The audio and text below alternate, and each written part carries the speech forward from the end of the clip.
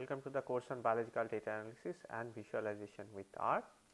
In the last two classes, we have talked about linear models. We have introduced how to build these linear models in R. We have actually used this linear modeling approach to build one of the first predictive models.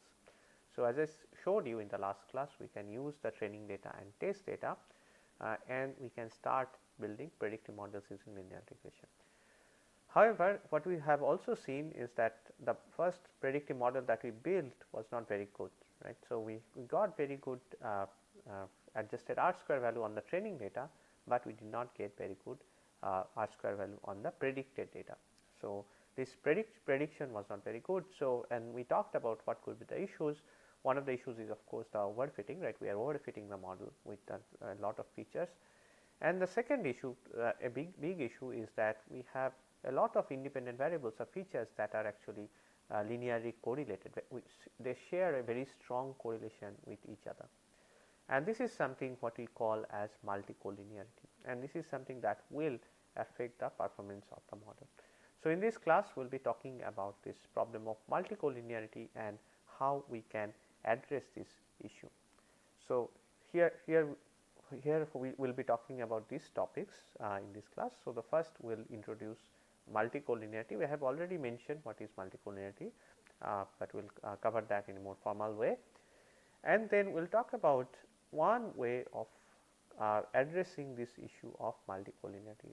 There are two different ways we will be talking about, but this is one of the ways to actually address the issue of multicollinearity. Okay, so let us start with what is multicollinearity. As I mentioned, this is linear correlation among independent variables. Okay. So, of course, when we are building linear model, we expect linear relationship between the dependent variable and the independent variables, but what we are talking about here is that the independent variables themselves are highly correlated. Okay. And this could be partial multicollinearity, means the correlation is okay, right, it is not very strong or less than 1 of course, or perfect multicollinearity which is close to 1, right. Of course, in biological data, in real data, we will never get perfect multicollinearity.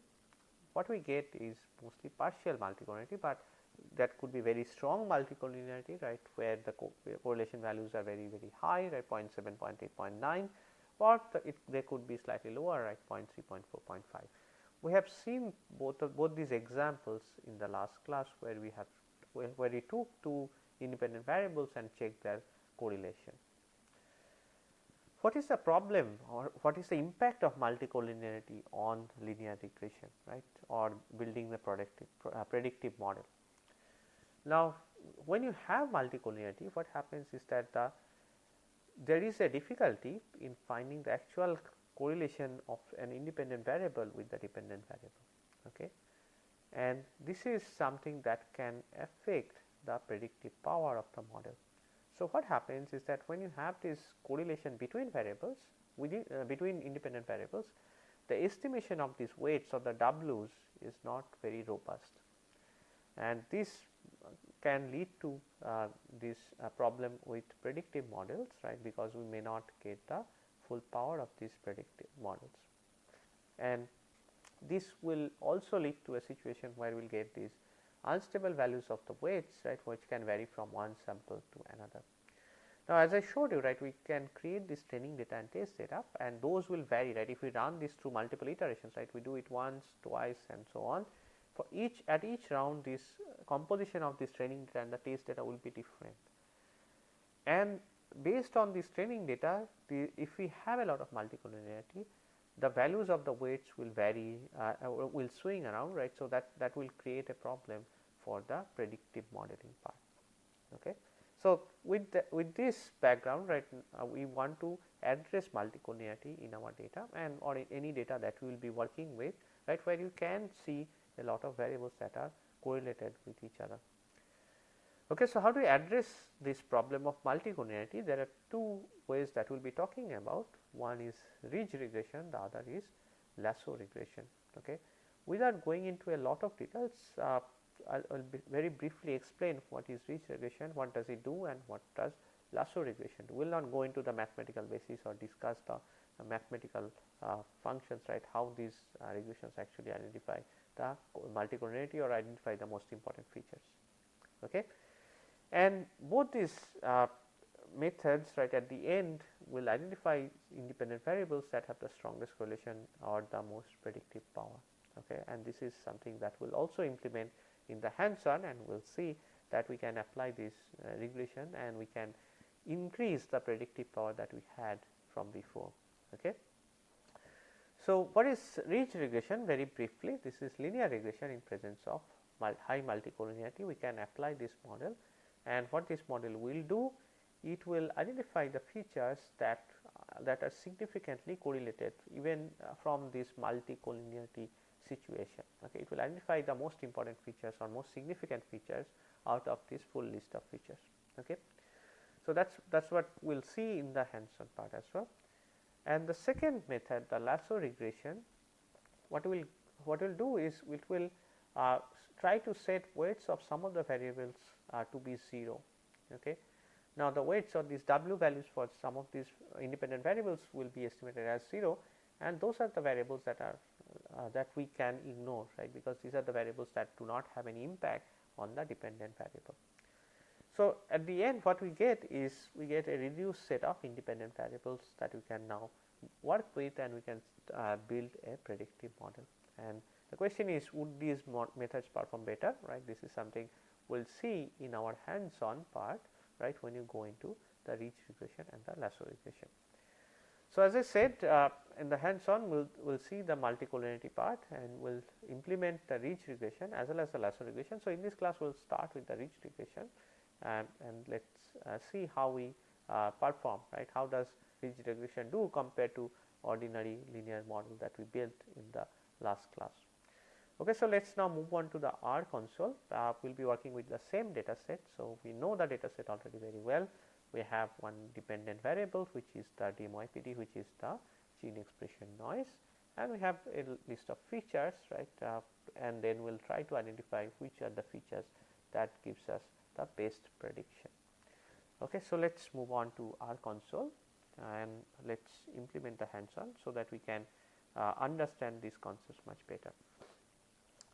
Okay, so, for ridge and lasso regression we will need these libraries like using ridge, library ridge. So, we will implement this ridge regression using library ridge in R, and we can also use the GLMNet package for implementing ridge, but we will use the GLMNet package for lasso regression.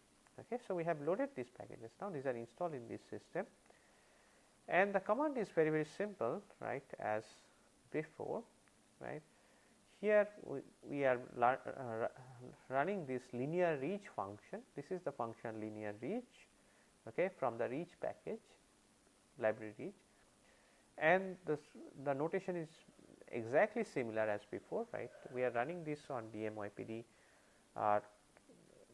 data equals to either LM data, or we can run on input data, does not matter so much. We will run on LM data anyway. Let us run. Okay. So, the data is LM data. So, we are running this ridge regression on the full data set. Okay. Of course, you might ask, like, why not run on training data? We can also run on training data, that is okay. But then we have to run this on the training data multiple times, right. If we are running this iteratively, we have to do this for every model, every run. Okay. So, this is very simple, right. The command is very simple. From this linear ridge DMYPD, that is our dependent variable y dot means use all feature variables that we have, and the data is LM data. Okay. Let us see the summary of this model, right.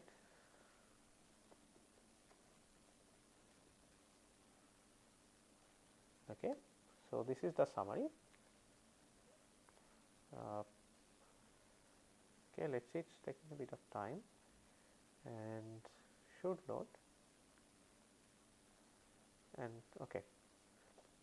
So, what you see is out of these models, right, it will identify only some of the features which are significant, right, and what we will have to do is we are storing this summary in this variable, and what we will see is that this one has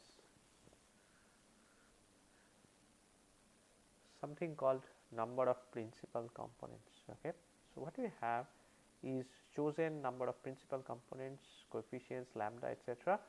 So, this is something that is important. We will talk about principal component analysis in the next week. So, I will not go into these details at this point how this is done. So, we will choose this, we will take these numbers, right, chosen NPCs here. This is what is the value is 1, right. So, principal component 1, and what we are going to do is we are going to look into this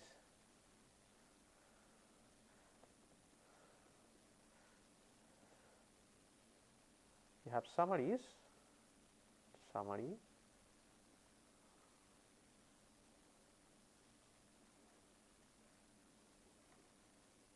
summary 1. Okay. Okay. So, we have seen this NPC is 1. So, we are looking into this summary 1, right, and these are the summaries we have. Okay. Just be careful about these notations, right. So, when you this is the model that we run and stored the summary. Here you can access these variables, right. We use this dollar, okay, and you have summary 1, 2, etc. Okay. So, number of principal components chosen is 1, right. So, we will use this summary 1 only, right, and then we will use the p value, right. This again gives us p value for each of these features. Okay. Now, for each of these features we have these p values, and then we want to identify these key variables. Okay. What this command does, right. So, what we want is we want to identify these features where you have significant p value, right. P value is significant, right, less than 0.05 or 0.01.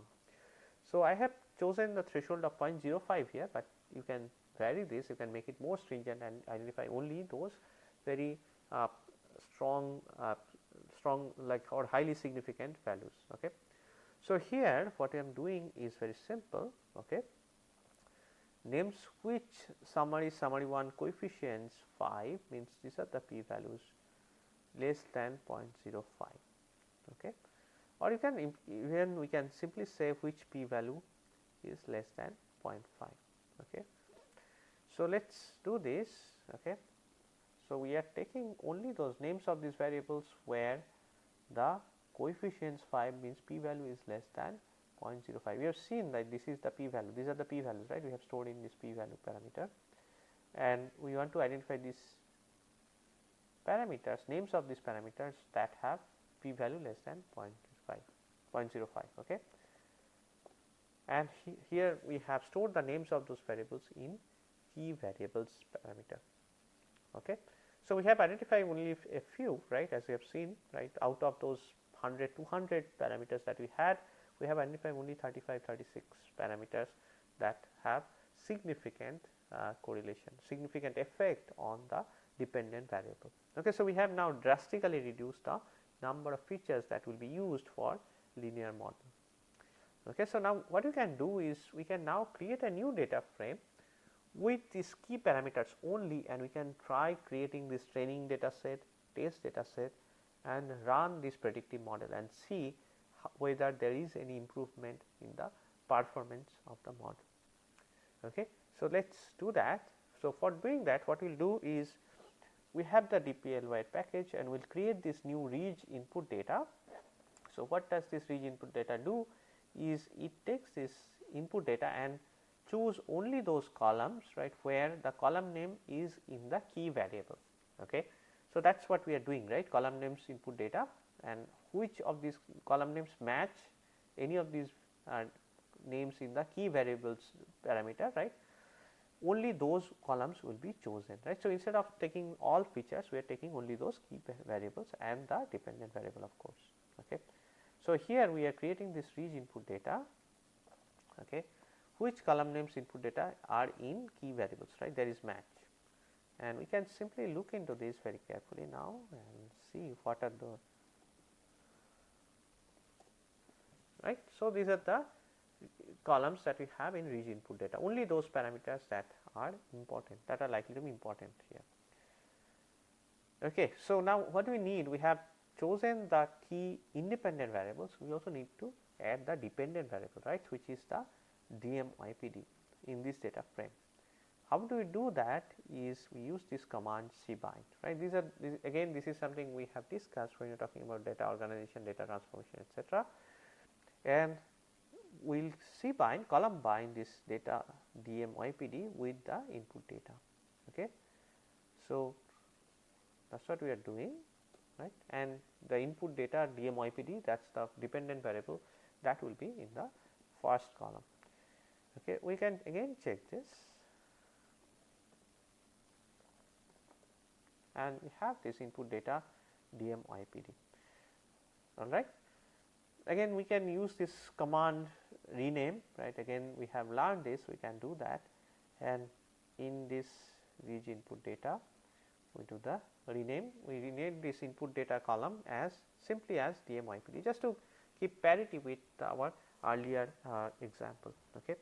And again we see this names reg input data, we have this DMYPD now, that is our dependent variable, and we have the independent variables, 36 independent variables. Okay. So, we have now reduced the number of features, and these are likely to be the most important feature for the predictive modeling, because they have been identified as the key features by the ridge regression. Okay. So, where we have seen significant value, significant importance, right. So, that is given by this p value. The next step now is to build this model on the ridge input data, right, not on the full input data, but on the ridge input data, and create this training data set and the test data set, and then compare, right, and see how this model performs compared to simple model that we built in the last class, right, the first predictive model that we built. Okay. So, where we did not care about any of this multicollinearity, etc. Okay. So, again going to the training index, right. So, we are now just working with the ridge input data. We will define this training index, right, and we can check, right, how this training index will look like. Okay. Again this is the genes that will be part of the training index. So, we have the row numbers here that have been picked in the training data, and then we define this training data here, ridge input data, and choose only those genes that are part of this training index. Okay. All right. So, we have defined the training data now, and what we will do is we will define the test data. As we have seen, right, we just use this sign ridge input data minus ridge training index. Okay. So, just to summarize, right, what we have done so far, right, we have first done the ridge regression. Okay. And we are doing this with the LM data. We can do this with input data as well. LM data is just bit filtered, right, with all this.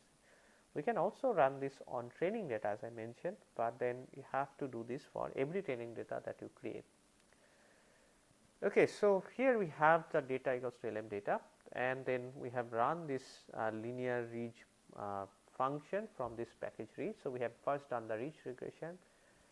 We have identified the chosen number of principal components, right. So, if it is 1, in our case this is 1. So, we are taking only summary 1, right. So, as you can see, all of these, the model summary is stored here in this variable model summary, and mod sum summary 1 coefficients. Okay. So, these coefficients will list all the values, and coefficients, the fifth column is our p values, right. And we have chosen only key variables, the names of those which we have stored here, for by looking at this p value. For those variables where p value is less than 0.05, we have chosen them as key variables. Okay. So, this is the part of the ridge regression which helped us identify the variables that are likely to have the most important influence on predicting the outcome, right, and they are likely to have the strongest correlation with the dependent variable. So, ridge regression is different from linear regression that we talked about. Is here it can identify the important variable, right, even though you have multicollinearity. So, that is the beauty of this method. Okay. So, what we have, once we have done that, we have created a new data frame. So, in this lower part, right, in this part, next part, we have created a data frame taking only those key variables, right. We are not now working with all variables, all independent variables, but only those key independent variables, and then we have added the dependent variable here in the data set. So, we have created a new data frame where we have these only key variables that we have identified from ridge regression, right. And this is something that will eliminate the problem of multicollinearity. This is also reduce overfitting, because now the number of features are much less. Okay, so once we have done that, now we have created this training data and the test data from this ridge input data, right, where we have the reduced number of features. Okay, and we can again check these dimensions.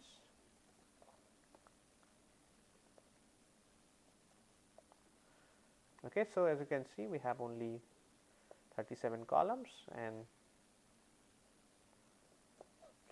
and then we have in both training data and test data, right, these are the dependent variable plus the independent variables, and then we have in the training data we have 80% of the genes as before, right, we have kept 80% of the genes in the training data and 20% of the genes in the test data.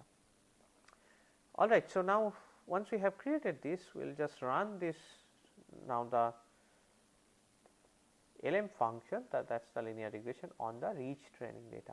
Okay, and here DMYPD is dependent on all independent variables. Here independent variable number is only 36, right, and this model will run on all 36 independent variables. Okay, and let us see what we got here.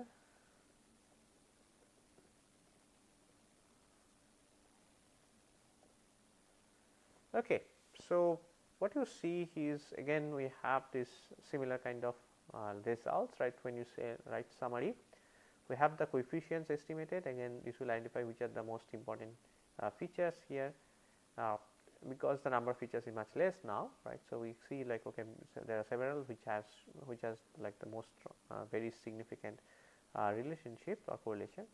What you will notice is that the R square value has now drastically reduced, right, and the adjusted R square is only 0.2488 on the training data itself. Okay.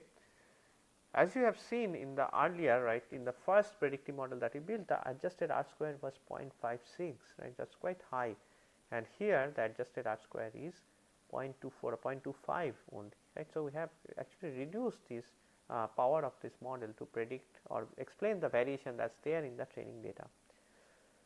So, at the first glance it seems like okay, this is a bad approach, right, we are reducing the performance of this model. But on the training data, okay, let us see what happens in the test data, right. If we start working on the test data, what happens?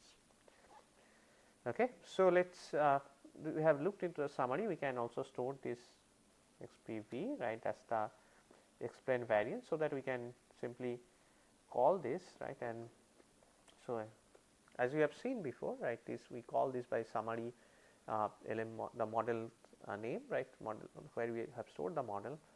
Then this we can access this element, right, this adjusted R square. I have shown you in the last class how we can access this. Okay, so now what we are going to do is we are going to predict, okay, and use this LM mod ridge model and use the predict function as before on the ridge test data. Okay, so here we have the ridge test data, right. This is the ridge test data, this is the data that we will use for this prediction, and the LM mod ridge is the model that we have just built using the training data. The function is predict. Okay. All right, so let us do that. Okay. And actual is, if you remember, is the ridge test data DMYPD. Okay. So, this is our actual data, and then we have the predicted data. As before, can we plot them, right? Can we plot actual and predicted values and see? So, visually it is always good to check, right, whether we see. Okay, so this looks a bit better, right, as before, from before, right. Earlier it looked like there is almost no correlation. Here it seems there is some correlation, right. Of course, we can calculate the correlation coefficient, right, and we can see whether there is any correlation or not, and we can run cohort.test, and you can see there is correlation now. Okay. So, what it means is that this model is performing better, right, in terms of prediction. Okay, compared to the earlier model, it's much better for predicting the outcome. Okay, so let's do this. Can we see, right, much more formally what would be the predicted R square and whether there is any improvement. Okay, so that's what we're going to do. Okay, again, as before, we'll create this full data set. We'll do this a bit formal way, right. We'll also again define the actual rates where the prediction is not NA, right. As I said, like in some cases the prediction can come out to be NA values. We want to ignore those, right, and then we can calculate this again the R square. Okay, and the R square is 0.3155. Okay, so close to 0.32. All right. So what we have seen, right, by reducing the number of features, by identifying the number of features, we are reducing the percentage explained variation in the training data, but we have improved tremendously on the predicted R square. Okay, so 0.32. Okay, so this is much better, right, where in the first predictive model we built, we got predicted R square was negative value, right. So it was not able to predict anything. We also saw the correlation between the actual value and the predicted values, and we also saw the plots. Right here, it seems there is a significant improvement in the performance of the predictive model.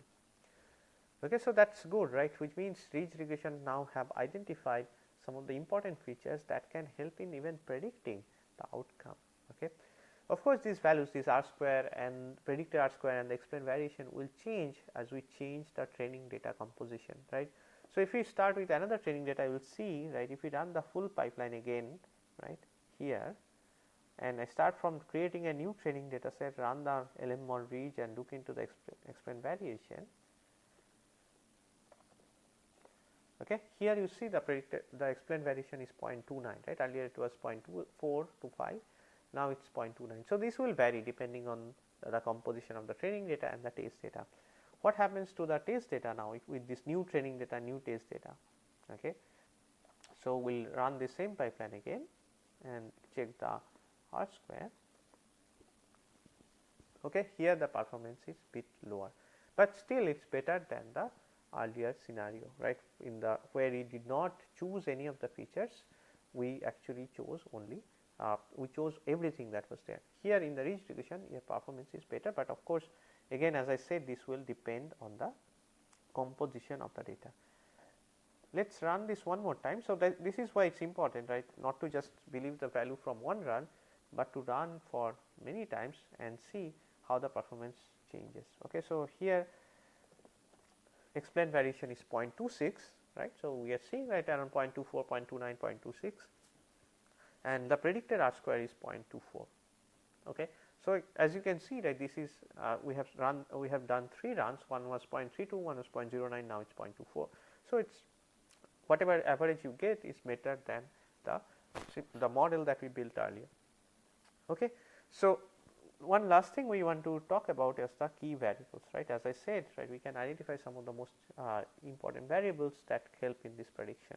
Okay. So, we have this now reduced list of variables that are able to predict the outcome in a much better way compared to using all features in our model. Okay. And these key variables would mean something, right. We have not explained what these variables mean, right, what is the biological meaning of all these variables, all the features, but in your data set, right, if you are working with similar data set, you might now be able to tell, okay, this is the most important feature for this prediction. So, that might mean something in biology, right, in real world, maybe this gene or this feature is impacting certain processes or the outcomes, and this can give us new insights into the model. Okay. So, new insights from the model. Okay. So, let us now go back to the presentation. So, we have talked about the multicollinearity part, right, what is multicollinearity, and we have seen, right, we can use ridge regression to address the problem of multicollinearity to some extent. There is another method which is the lasso regression, which we will be talking in the next class. So, to summarize, right, we have seen, right, we have now seen hands on, right, how multicollinearity can affect the performance of predictive models in linear regression. and we have briefly mentioned that we can address multicollinearity by using ridge and lasso regression. We have done the hands-on on using ridge. We will also do the hands-on with lasso, and in this process we can actually get the most important variables, right. We can identify the most important variables which could actually have some biological meaning. Okay, so we will talk about lasso regression in the next class, and again we will see what are the variables that we can identify from this data set. Thank you.